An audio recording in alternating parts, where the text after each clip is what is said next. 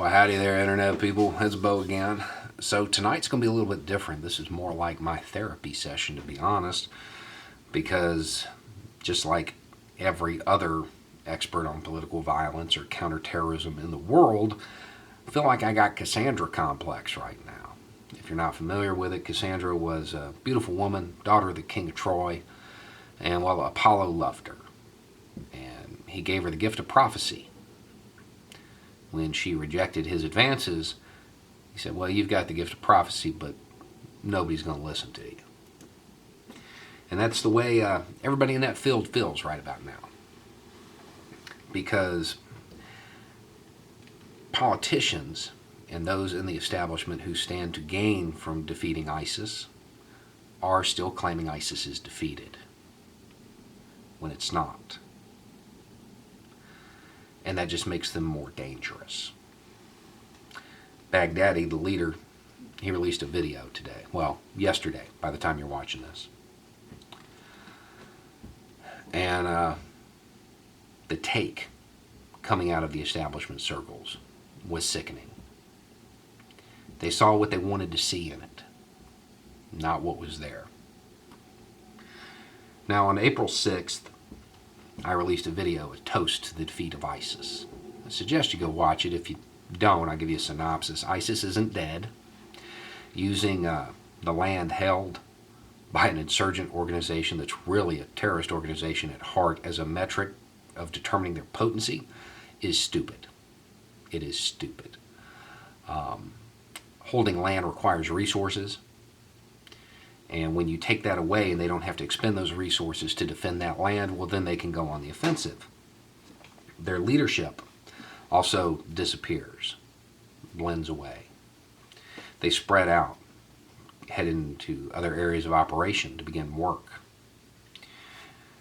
The Islamic State has shown repeatedly that it can attack far, far beyond its footprint.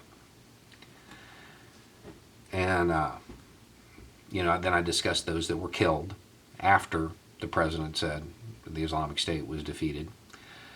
And then I discussed the rumor coming out of Iraq about attacks on churches.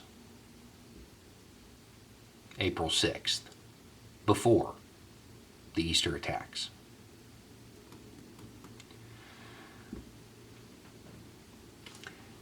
Now, there was a time when, I was up to speed on all of this, and I was really good. That was a long time ago. That was more than a decade ago. So my question, and the question everybody should be asking, and to be clear, I'm not the only person who pointed all of this out. Every political violence expert in the world that I saw comment on this said the exact same thing. But the question everybody should be asking is, if the has-been that's been out of that field of study for 10 years could list down to the letter what was going to happen, where was U.S. intelligence? What was the establishment doing? This was an utter failure of U.S. intelligence. Complete failure. And what they were doing, they were listening to signal intercepts and looking at satellite photos. That's what they were doing, because that's what it's all about now. That is what it is all about. And that technology, it's great for spying on you. Doesn't help with terrorism. Number one, doesn't provide intent. Doesn't let you know what they're going to do. A rumor coming out of Iraq, that lets you know what they're going to do. Yeah, the $50 informant in Basra is worth more than that $50 million satellite. So that's one reason. It does not give you intent. Just lets you know what's happening. But by then it's too late. The other reason it doesn't help is that Baghdadi's smart. He doesn't use electronics. None of these guys do.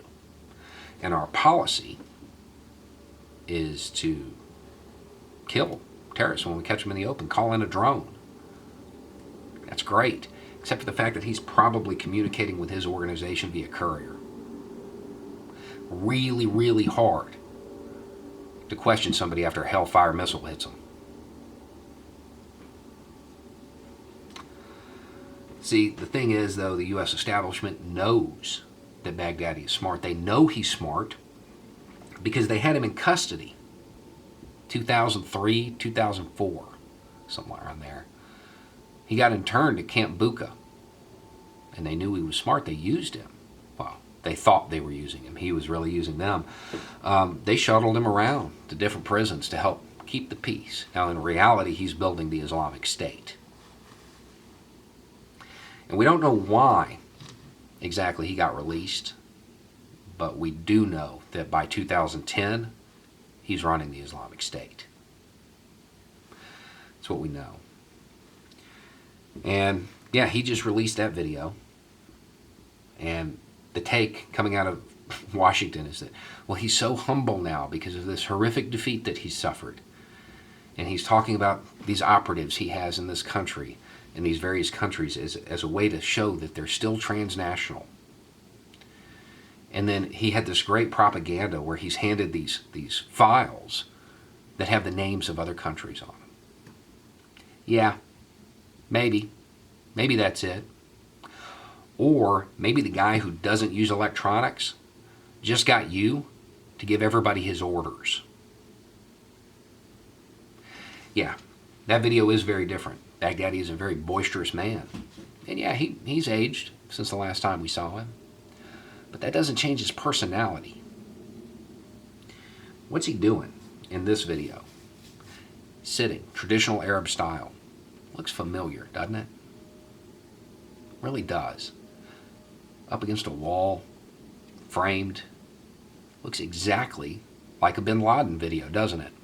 And right beside him, what's there? A cut down AK, exactly like the bin Laden videos. So what we can expect is a bunch of Al-Qaeda style attacks. That's what we can expect in the future. Bombings, machine gun attacks, probably some more of the vehicles driving into crowds. That's what's coming. Where? Those countries that he listed are probably the base of operations, not the target. They could be the target, but that'd be pretty bold, even for him. My guess is that's where these guys are currently at training to conduct these attacks. Just a guess. And then those file folders, the people that he has fighting for him that aren't terrorist quality, they don't have that tradecraft training. They're just normal insurgents. And they now know where to go. It's listed on those file folders. That's where we're headed. That video showed intent. And the read coming out of Washington is that he's beat. Possibly the dumbest thing the President of the United States has done since he took office, and that's a long list to be at the top of, is declare the Islamic State defeated. Because now he's the underdog again. He doesn't have to stage any spectacular attacks. He did, but he doesn't have to anymore. Because you've lowered the expectations for him. You made him the underdog. It's jihad. Those foreign fighters, they're coming. They're coming to every country that was on one of those folders. And you guys, in your quest for propaganda to show him as being humble, drew attention to it. You made sure that everybody saw his orders. It might be time to step back from technology and start looking at intent again. Get some real human intelligence going on. Unless, of course, that's not really the goal anymore.